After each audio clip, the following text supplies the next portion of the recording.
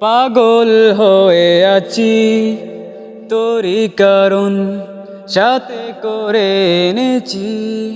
নে এই মন তোর হাসির চল তোর চুলের দোল আমাকে কেড়ে নে তোর চোখের ঝিল জানি পেরোনো মুশকিল মানি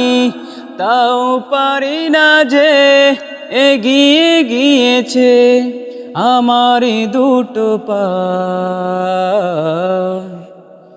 তোকে কার দেখার লুকিয়ে কি মজা সে তো আমি ছাড়া কেউ জানে না